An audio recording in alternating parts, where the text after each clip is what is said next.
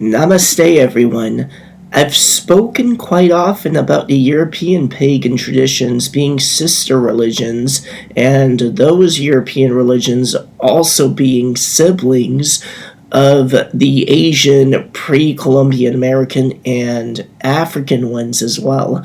But that is not the subject of today's talk. The subject of today's talk is on the leftist politics of supposed neo-pagan movements, namely the folks who may or may not be located in Portland or in Williamsburg or in Seattle, who aspire to time travel to the right century so that they can be the shrimpiest and most pretentious hipster Vikings, Spartans, Romans, samurais, etc. in human history. A lot of you may or may not already be aware of this, but many neo-pagan traditions and resurrectionist pagan traditions like Asatru, like Druid Celtic revivalism, and like Zoroastrian revivalism, among others, have some strong right-leaning traditionalists among them.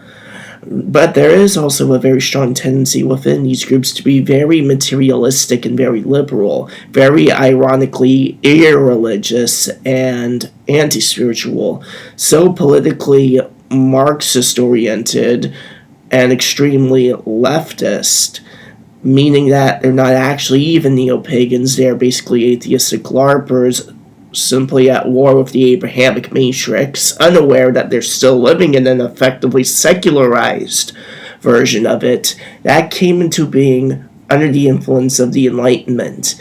Now, I would like to speak about why this is and how this arose. However, with all due respect to the matter at hand, I would need 25 minutes or more to tell you all the full story of this and to give a proper answer to this, which I don't have right now due to my commitments in the real world, but I will give you somewhat of an answer right now, because I do happen to know the exact history of how this came about, including even politically, actually.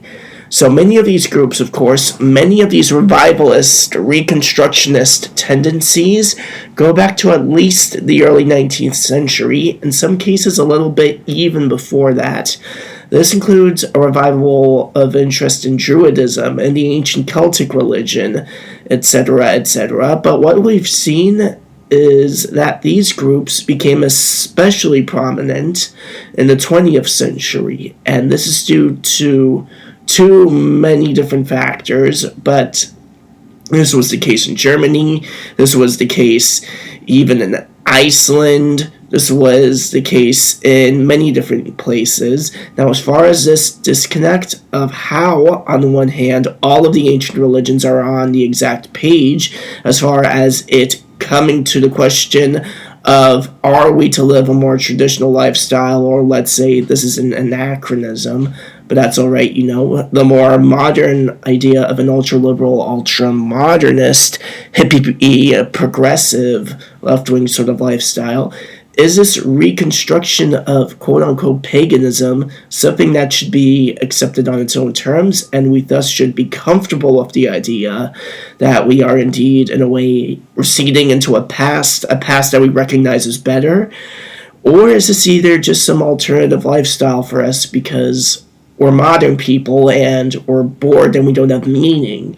Is it something even worse that we can graft onto our pre-existing political views?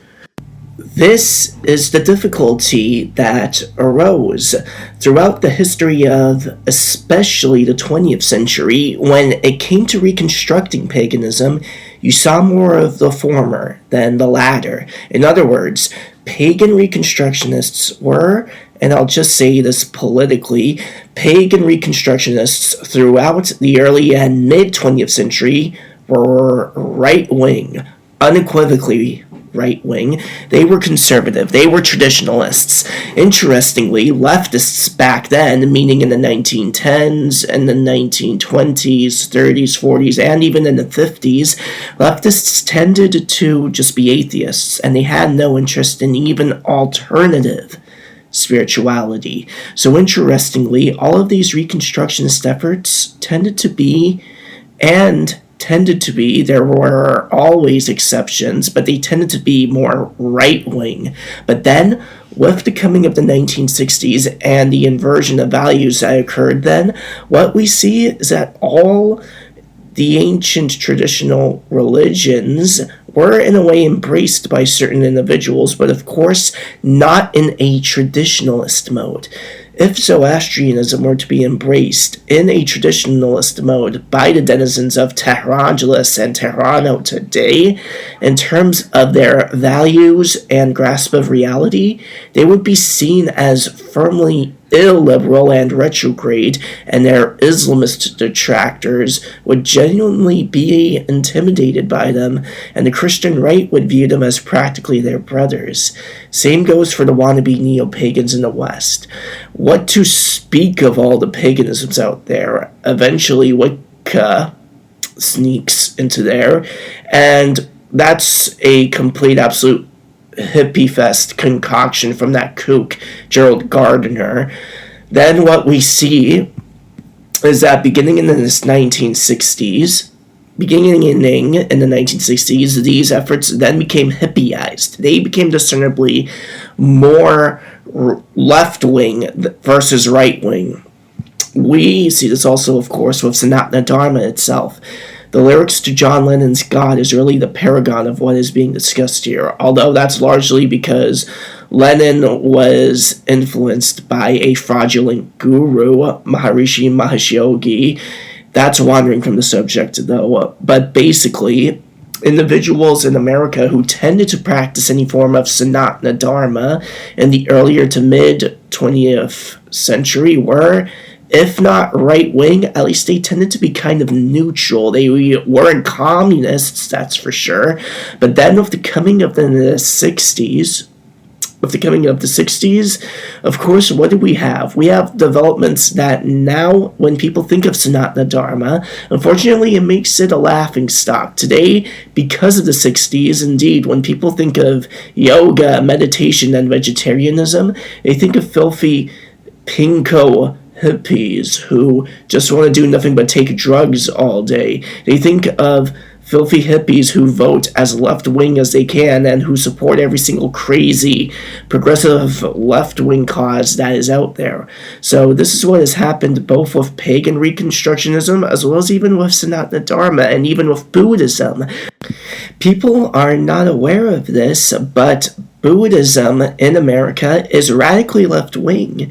If you look at any of the major journals or magazines like Tricycle or any of these, oh my lord, these are all communists, these are all radical socialists, these are people who support every left-wing cause from abortion to the so-called civil rights movement, and anything that you can think of that you can drum up that would be recognized as firmly and discernibly left-wing, American Buddhist leaders support it. That's why our Christian nationalist friends and our Islamist friends poke fun at them all the time and disrespect them and do not take them seriously and deride them as cringy LARPers, as LGBT, as feminists, Satanists, and so on. It's because of the legacy of the hippies and of the 60s. California Buddhism is actually American Buddhism now, very sadly. It's not just California anymore. Back in the 1950s, you could still call it California Buddhism, but now in the 21st century, it's American Buddhism, and it's all radically liberal and left-wing, it's all feminist, and it's also reason number 500 for why this state needs to sink underneath the Pacific in order for the salvation of the world and in order for the end of the Kali Yuga to occur. I am not a Buddhist in any way. Some of you have asked me before if I am one. I am not. So you have all these writers talking about feminist Buddhism and all these nonsense accretions that they have artificially grafted onto Buddhism, and that doesn't even represent its authentic theology or Buddha's original and pure teachings, but rather modernist influences deceptively infiltrating Buddhist theology.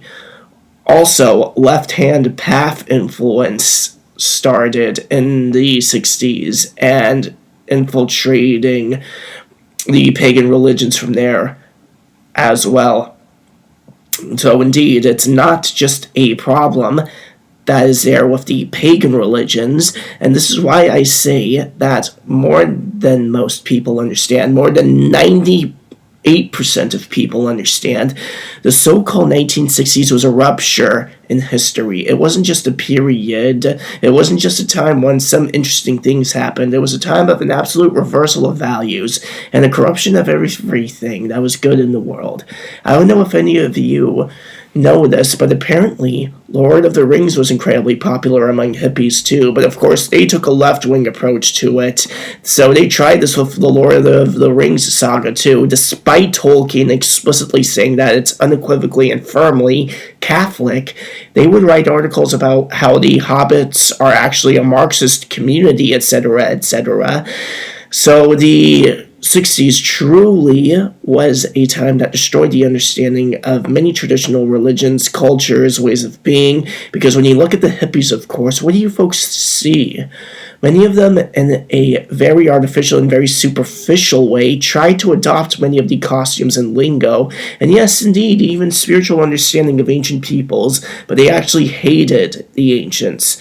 To them, they were dated relics. They hated the traditionals, so they tried to adopt the exterior. So they grew their hair long, they would wear beads, they would wear kurtas, they would try to play a sitar. But they were communists, they were Marxists, they were individuals who, just to state it in a humorous way, it's only humorous, an ancient sage would just want to slap them. They would recognize what these hippies were, whatever Luciferian faith and path they're following, it ain't ours. So indeed, again, we see this among pagan Reconstructionism, among Sanatana Dharma, among Buddhism, etc., etc. So that's the short answer, guys. I can go into tremendous detail about all the various tendencies that were there in these movements, but this really begins in the West generally. Well, not just generally, but with force. It begins with the Theosophical Society. And on a partially related note, guess who one of the founders of the Theosophical Society, Helena Blavatsky, was obsessed with? The one, the only, Zarathustra.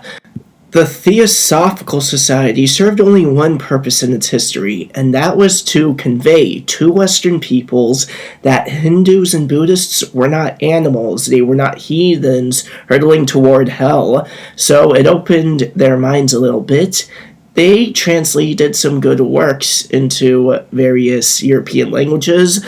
Otherwise, the Theosophical Society is the beginning of the New Age movement, is the beginning of radical universalism. Actually, not even the beginning, but at the very least the beginning of radical universalism as it began to seriously affect the globe.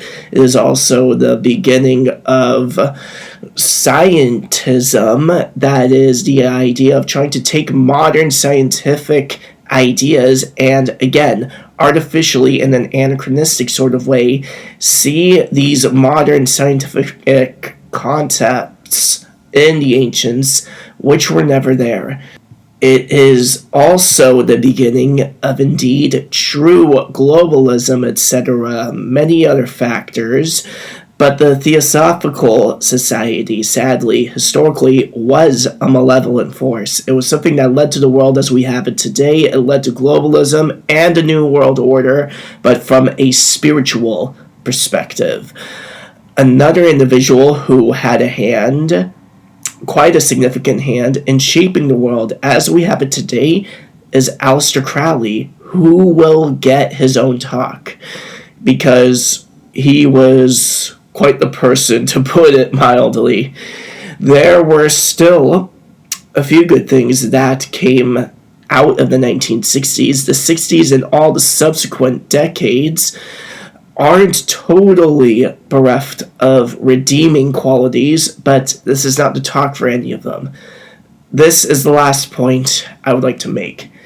There are aspects of Sanatana Dharma that are very important. All aspects are important, actually, but when we speak about this religion, This is why I keep saying that it's not just a culture, it's a civilization, and we need to understand, oh yes, it is history, that is the so-called history of Sanatana Dharma, but also that in connection to what we know of normative history, what is the connection between Sanatana Dharma and all the latter-day religions and religious expressions?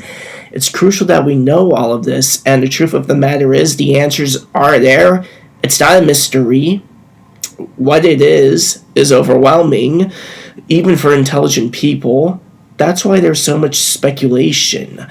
It is overwhelming, but the answers are there if you actually seriously study ancient cultures, religions, etc. Ancient meaning, let's say previous to roughly 1500 years ago. What you see are indeed connections, similarities. As long as we're not talking about the Abrahamic religions, that's more difficult to see, but again, even there you can see some connections, at least with their mystics, if not with their religion as a whole. But it is fascinating, and what ultimately does it show? What it shows is what the Vedic scriptures, specifically the Puranas, tell us, and that is that at one time there was essentially one, and let's use the R word, there was one religion upon the face of the entire earth that was real, and that was Sanatana Dharma, the Vedic religion. Beginning 5,200 years ago, what we see is that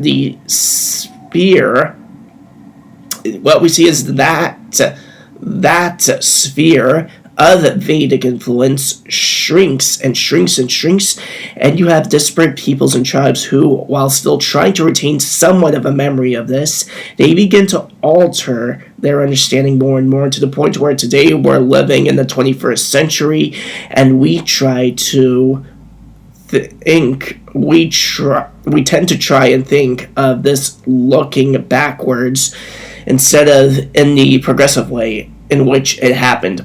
By progressive, I'm not using that word politically. By that, I mean how things actually progressed historically. And what do we see? We see a world full of religions, and it's confusing to us. Oh, what is this Asatru? Oh, what is this Slavic religion? What is this Hellenismos? What is this? What is this? But when you do this in the opposite manner, that is, you see how these religions progressed from pure Sanatana Dharma to what we have today, you'll understand that Sanatana Dharma is the wellspring of all true spirituality upon the face of the earth. And when we look at certain groups today, traditional groups, are they somewhat watered down in their understanding? Of course. If you look at the Native Americans, for example, they're very watered down, but still they have dharmic values, etc., along with so many other people, the Aztecs, the Mayans, all these individuals, all these cultures and civilizations. And why is this the case? Well, it took 5,200 years of degrading of understanding, and that coupled with the accretion of then local cultural concerns, and now you have all these names. Oh, Asatru. Oh, the Slavic religion. Oh, Hellenismos. Oh, Zoroastrianism. Oh, the Yazidis. Just so many different things. But if we understand this from the Vedic perspective, if you go back far enough, not all of it, but most of the world was following Sanatana Dharma, and we must be aware of this. That's what matters. I need to get going now, folks. Like, share, and subscribe if you found this talk to be of any value, and this is where I end my dissertation. Thank you for watching.